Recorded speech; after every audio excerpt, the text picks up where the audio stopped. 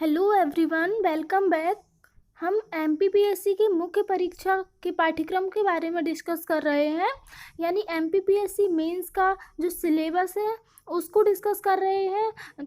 2020 से जो नया सिलेबस आया है उसके बारे में देखेंगे कि क्या चेंजेस हुए हैं। इसको लेके मैंने पहले भी वीडियोस बनाए हुए हैं। प्रथम, द्वितीय और तृतीय जो प्रश्न पत्र है उनका सारा सिलेबस वहाँ पे डिस्कस किया हुआ है। शुरू करते हैं हम इसी सीरीज़ में आगे चतुर्थ प्रश्न पत्र को लेके। ठीक है, तो चतुर्थ प्रश्न पत्र का जो सिलेबस है उसको हम देखें तो बेसिकली जैसा कि मैं आपको पहले भी बता चुकी हूँ कि जो प्रथम, द्वितीय और तृतीय प्रश्न पत्र है उनका जो पैटर्न है उसके बारे में मैंने आपको बताया था। इसके साथ मैंने आपको बताया था कि जो अति लघुत्तरीय, लघुत्तरीय और दीर्घोत्तरीय जो प्रश्नों की संख्या रहेगी प्रत्येक इकाई से वो क्या रहेगी, 3, 2 और 1 इस तरह से जो है प्रश्नों की संख्या रहेगी। ठीक है, और प्रत्येक इकाई जो है वो 30 अंकों की होगी। ठीक है, इस प्रकार तीनों प्रश्न पत्रों में 300 अंक बन रहे थे। अब हम आज चतुर्थ प्रश्न पत्र की डिस्कशन कर रहे हैं। ठीक है, तो चतुर्थ प्रश्न पत्र में किस तरह से प्रश्न पूछे जाएंगे इसको देखते हैं। सबसे पहले तो चतुर्थ प्रश्न पत्र के लिए आपको समय 3 घंटे ही मिलेगा। ठीक है, लेकिन इसमें जो प्रश्नों के लिए आपको अंक निर्धारित हैं वो 200 अंक है। ठीक है, इसमें आपको 200 अंक का यह प्रश्न पत्र होगा। इकाइयों की बात करें तो इसमें केवल आपको 5 इकाई हैं। ठीक है, जो तीनों प्रश्न पत्र थे उनमें आपको 5-5 इकाई थी, लेकिन आपको जो है सेक्शन थे, 2 सेक्शन थे और 10 इकाई उससे बन रही थी। ठीक है, लेकिन इसमें आपको केवल 5 इकाई रहेंगी। तो देखते हैं कि पहले तो इसमें प्रश्नों की संख्या क्या रहेगी, है ना। तो देखिए यहाँ पे सामान्य अध्ययन के चतुर्थ प्रश्न पत्र में हम देखें तो यहाँ पूर्णांक 200 है और समय 3 घंटे है। ठीक है, इसमें समय 3 घंटे है और पूर्णांक 200 है आपके। तो सामान्य अध्ययन का जो चतुर्थ प्रश्न पत्र है उसमें 5 इकाइयों में विभाजित है, जिसमें प्रथम से चतुर्थ इकाई तक प्रत्येक इकाई से 5 अति लघुत्तरीय प्रश्न, 2 लघुत्तरीय और 1 दीर्घोत्तरीय। मतलब कि जैसा आपके प्रथम, द्वितीय और तृतीय प्रश्न पत्र में था कि उसमें आपसे 3 अति लघुत्तरीय प्रश्न पूछे जा रहे थे, पर इस चतुर्थ प्रश्न पत्र में आपसे 5 अति लघुत्तरीय प्रश्न पूछे जाएंगे। ठीक है, प्रत्येक इकाई से 5 अति लघुत्तरीय प्रश्न होंगे, 2 लघुत्तरीय प्रश्न होंगे और 1 दीर्घोत्तरीय प्रश्न होगा। ठीक है, इस प्रकार से आपकी प्रत्येक इकाई से प्रश्नों की संख्या रहेगी। अब जो प्रश्नों के अंक होंगे उनके बारे में देखें। यहाँ हम देखें तो देखिए आपसे जो है प्रत्येक इकाई, प्रथम से चतुर्थ इकाई तक प्रत्येक इकाई में अति लघुत्तरीय प्रत्येक प्रश्न के लिए 2 अंक, लघुत्तरीय प्रश्न के लिए 5 अंक और दीर्घोत्तरीय प्रत्येक प्रश्न के लिए 20 अंक पूर्णांक होंगे। ये बहुत बड़ा चेंज है।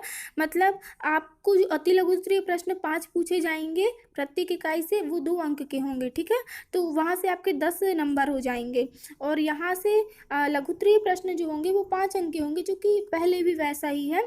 3 जो प्रथम प्रश्न पत्र है, द्वितीय है और तृतीय, उनमें भी 5 अंक है। तो इस प्रकार से इसमें चेंज नहीं है। लेकिन जो दीर्घोत्तरीय प्रत्येक प्रश्न है ना वो 20 अंक का होगा। ये बहुत बड़ा चेंज हो गया। ठीक है, इस प्रकार प्रथम से चतुर्थ इकाई तक प्रत्येक इकाई के लिए कुल पूर्णांक 40 होंगे। मतलब यहाँ देखिए आपके अति लघुत्तरीय जो प्रश्न है वो 10 अंक के हो गए। ठीक है, ये 5 अंक वाले लघुत्तरीय जो प्रश्न है वो 10 अंक के हो गए, क्योंकि वो भी दो पूछे जाएंगे आपसे। तो इस प्रकार 20 अंक ये हो गए और जो 1 दीर्घोत्तरीय प्रश्न पूछा जाएगा वो 20 अंक का होगा। तो इस प्रकार जो है आपके 40 अंक पूर्णांक एक इकाई से बनेंगे, है ना। इसके बाद आगे देखें तो जो हमारी 5वीं इकाई है यानी यूनिट 5, इसमें संपूर्ण पाठ्यक्रम से 2 केस स्टडी की समीक्षात्मक टिप लिखनी होगी और प्रत्येक केस स्टडी के लिए 20 अंक प्रदान किए जाएंगे। मतलब आपको इसमें क्या होगा कि आपको 20 अंक एक केस स्टडी के लिए मिलेंगे और ऐसी आपसे कितनी केस स्टडी होंगी, संपूर्ण पाठ्यक्रम से आपकी जो होंगी 2 केस स्टडीज़ होंगी। ठीक है, तो इस प्रकार 40 अंक आपकी इस 5वीं यूनिट से बन जाएंगे। तो इस प्रकार देखिए आपकी प्रत्येक यूनिट से 40 अंक बन जाएंगे और जो आपका चतुर्थ और जो आपका चतुर्थ प्रश्न पत्र है यानी पेपर 4 वो 200 अंक का हो जाएगा। ठीक है, अब हम देखें कि अति लघुत्तरीय प्रश्न की आदर्श शब्द सीमा क्या होगी, तो वो 10 शब्द या 1 पंक्ति होगी। इसी प्रकार लघुत्तरीय प्रश्न की आदर्श सीमा 50 शब्द या 5 से 6 पंक्तियां होंगी। और दीर्घोत्तरीय प्रश्न की आदर्श सीमा 200 शब्द होगी। ठीक है, लेकिन ये होगी 200 शब्द किसके लिए, फर्स्ट से फोर्थ यूनिट के लिए। ठीक है, मतलब इकाई 1 से इकाई 4 के लिए होगी ये शब्द सीमा 200 दीर्घोत्तरीय प्रश्न के लिए। लेकिन जो केस स्टडी के लिए होगी ना वो 500 शब्द होगी। मतलब वहाँ आपसे 500 शब्द की आपको एक केस स्टडी के लिए समीक्षात्मक टिप लिखनी होगी। ठीक है, इस प्रकार से जो है आपकी शब्द सीमा इसमें अलग अलग है, तो ध्यान रखने की बात है। ठीक है, चलिए तो अब हम इसका सिलेबस देख लेते हैं कि इसका सिलेबस क्या है। तो चतुर्थ प्रश्न पत्र में आपसे दर्शन शास्त्र, मनोविज्ञान एवं लोक प्रशासन से प्रश्न पूछे जाएंगे। इकाई 1 की बात करें हम तो देखिए दार्शनिक विचारक और समाज सुधारक पूछे जाएंगे। जो दार्शनिक विचारक हैं, ठीक है, और समाज सुधारक, इनमें हमने संविधान वाला जो पोर्शन देखा था पेपर 2 का, उसमें हमने देखा था कि कुछ राजनीतिक विचारक ऐड किए हुए थे। ठीक है, अब मतलब जो नया 2020 सिलेबस आपको फॉलो करना है उसमें राजनीतिक विचारक आपको पेपर 2 में पढ़ने होंगे। और जो इकाई जो आपका एथिक्स वाला पोर्शन है यानी पेपर 4, उसमें आपको कुछ अन्य विचारक और समाज सुधारक पढ़ने पड़ेंगे।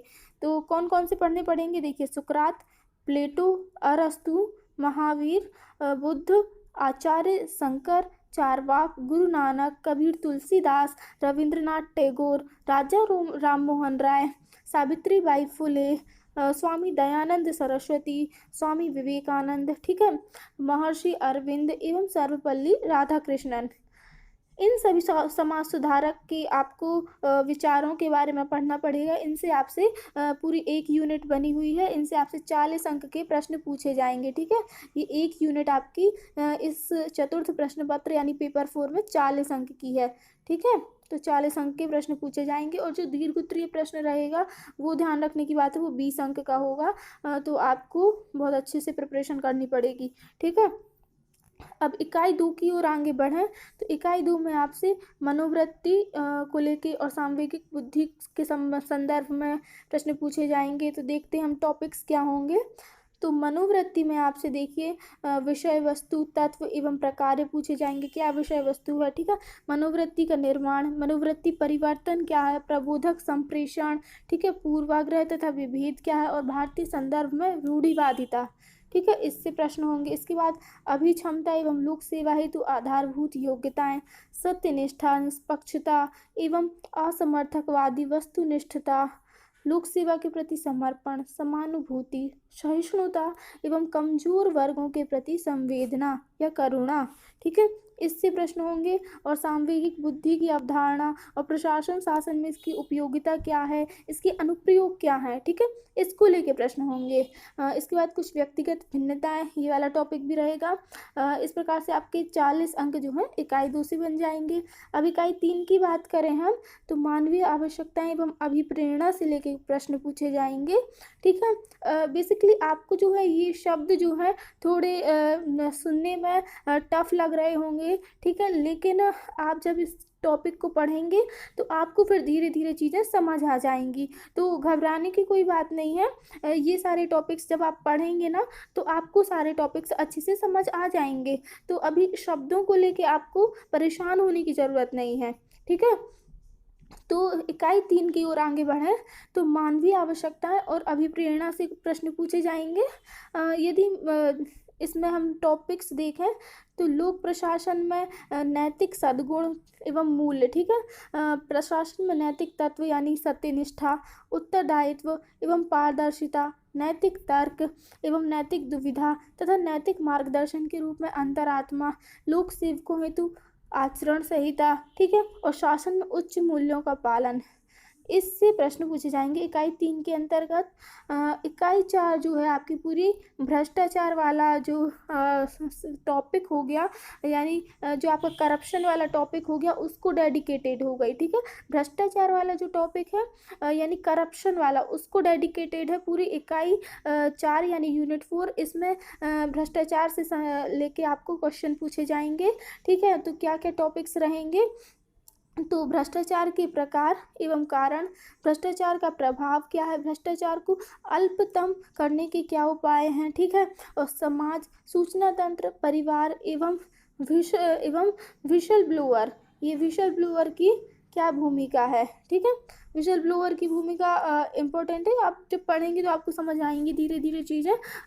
ठीक है, तो इसके बाद भ्रष्टाचार पर राष्ट्रसंघ की क्या घोषणा हुई है, भ्रष्टाचार का मापन किस प्रकार से किया जाता है। ठीक है, और ट्रांसपेरेंसी इंटरनेशनल, लोकपाल एवं लोकायुक्त। ठीक है, तो इस सब को लेके प्रश्न पूछे जाएंगे। 40 अंक आपके इस वाली यूनिट से भी बन जाएंगे। ठीक है, 40 अंक इससे बन जाएंगे। अब हम अंतिम यूनिट की ओर बढ़ते हैं, जो कि हमारी इकाई 5 है, जिसमें केस स्टडीज से लेके प्रश्न होंगे। पाठ्यक्रम में जो भी सम्मिलित विषय वस्तु है उस पर आधारित केस स्टडी होगी, 2 होंगी जो कि, ठीक है, 2 होंगी, और दोनों में से प्रत्येक जो है 20 अंक की होगी। इस प्रकार दोनों हो जाएंगी 40 अंक की। ठीक है, तो जो आपकी यूनिट 5 हो जाएगी वो हो जाएगी आपकी 40 अंक की। इस प्रकार से जो है आपका जो है पेपर 4, ठीक है, इस प्रकार से आपका जो है पेपर 4 का सिलेबस कंप्लीट हो जाएगा। ये जो सारे टॉपिक्स आप कवर करेंगे उससे आपके जो है 200 अंक बनेंगे। ठीक है, समय वही रहेगा आपका 3 घंटे, समय में कमी नहीं रहेगी इसमें भी। अब हम आगे बढ़ते हैं अपने पेपर 5 की ओर, जो कि हिंदी का पेपर है।